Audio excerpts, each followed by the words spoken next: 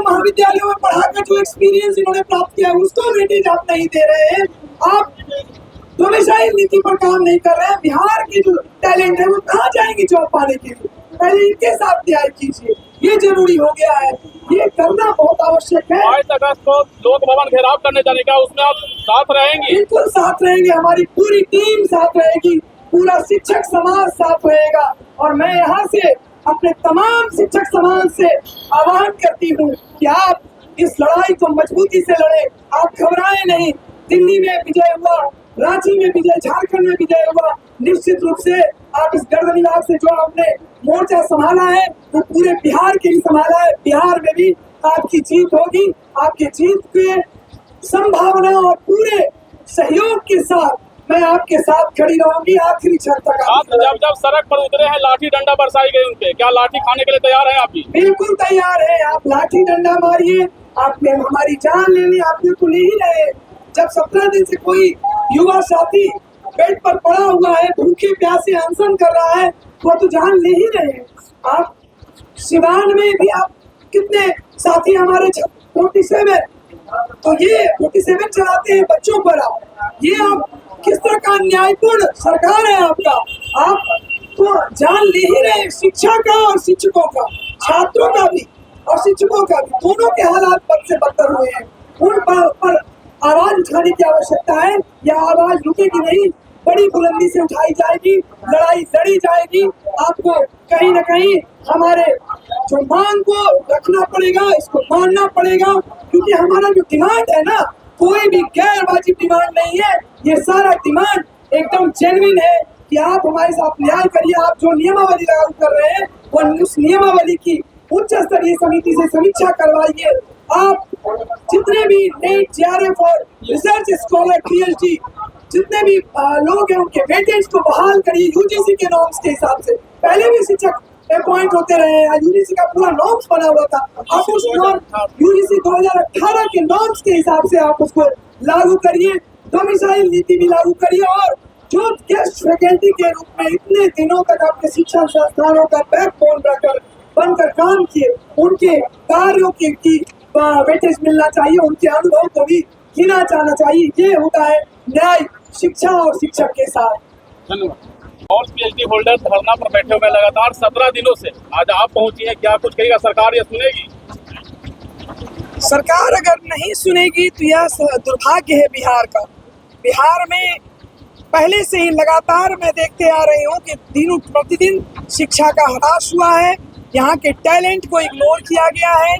और आज का एक उदाहरण प्रस्तुत हुआ कि जब हमारे तमाम नेट, जेआरएफ और पीएचडी शोधकर्ता या शिक्षक के रूप में आपके विद्यालय महाविद्यालयों में अतिथि शिक्षक के रूप में उन्होंने अपना योगदान दिया, काम किया, उन तमाम शिक्षक साथियों को इग्नोर करके जिस तरह की नियमावली लाई गई, एसोसिएट प्रोफेसर्स की बहाली की, वह नियमावली बिहार के जितने रिसर्च स्कॉलर्स हैं, जितने पढ़ने लिखने वाले युवा हैं, उन तमाम साथियों को उनके समझिए कि मनोबल को तोड़ने वाला, उनके पढ़ाई करके जितना दिन तक अपना अथक परिश्रम करके अपनी डिग्रियां प्राप्त करते हैं, उनकी डिग्रियों के साथ अन्यायपूर्ण व्यवहार सरकार ने किया है। सरकार को लेकिन जागना चाहिए, आंखें खोलनी चाहिए। उनको चाहिए कि आप बिहार के टैलेंट को इस प्रकार से जाया नहीं जाने दें।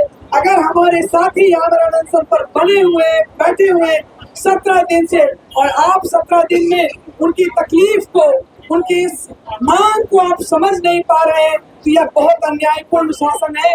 इस शासन को जागना होगा, आगे आना होगा इनके समर्थन में। अगर हम एक सोनम वांगचुक दिल्ली के जनता मंदिर पर बैठे, उनको सरकार के प्रतिनिधि उनका अनशन तुड़वाते हैं, यहाँ 17 दिन हो गया, लेकिन अब तक सरकार के कान में आवाज नहीं जा रही है।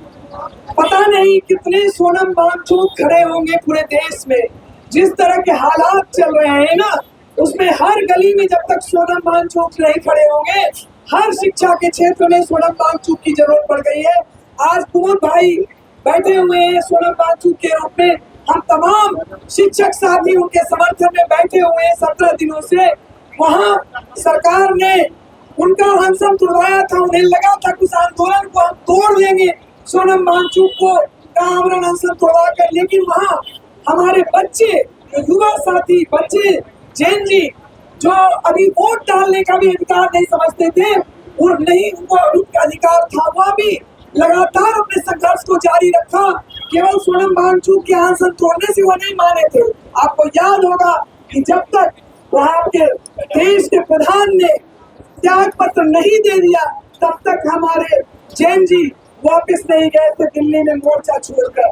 आज फिर लड़ाई उसी तरह की लड़ी जा रही है। आपने अभी झारखंड में देखा होगा, लड़ाई लड़ी जा रही थी, छात्र वहां भी बैठे हुए थे अनशन पे, लेकिन वहां सरकार झुकी गई छात्रों के बीच में और उसके बाद उनकी मांगों का पूरा समर्थन करते हुए उसको स्वीकार किया।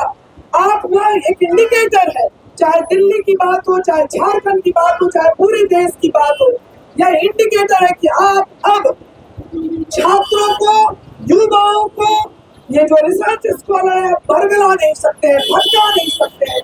हम अब केवल और केवल न्याय चाहते हैं, हम शिक्षा चाहते हैं, हम विकास चाहते हैं, आश्वासन बिल्कुल नहीं चाहते हैं। और हमें एक पारदर्शी और स्पष्ट नीति के साथ हमें रास्ता चाहिए। आप वो रास्ता बना कर दें। अगर आप सरकार में हैं, सरकार चलाना चाहते हैं तो। 22 अगस्त दिन से यहाँ आंदोलन चल रहा है, कई नेता कई मंत्री यहाँ पहुँचते हैं लेकिन भाषण देके चले जाते हैं। आज आप भी आइए, आप कहाँ तक साथ दीजिएगा?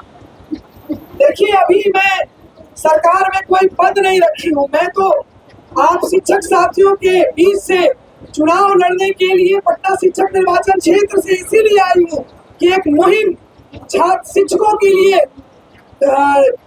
चलाया जाए, जगाया जाए और उनके साथ में हर परिस्थिति में खड़ी रहूंगी। जितने रिसर्च स्कॉलर, नेट और जेआरएफ किए हुए तमाम साथी हैं, जिनके भविष्य के साथ आज खिलवाड़ किया जा रहा है। आज बिहार के हजारों युवाओं का यह मुद्दा है।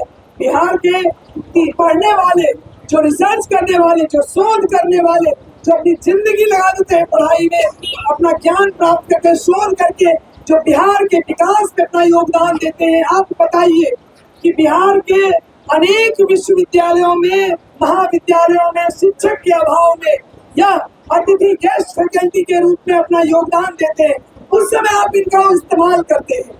उस समय आपको लगता है कि ये आपके विभाग को चला रहे हैं, आपके सब्जेक्ट वाइज जो डिमांड है, जो स्कार्सिटी है, उसको ये पूरा कर रहे हैं। आज जब ये नियोजन का समय आया तो आप ऐसी नियमावली बना लेते हैं जहां उनके सारे अधिकार आप रख लेते हैं। ना आप नेट जेआरएफ का वेटेज देते हैं, ना पीएचडी का वेटेज देते हैं, ना इनके अनुभव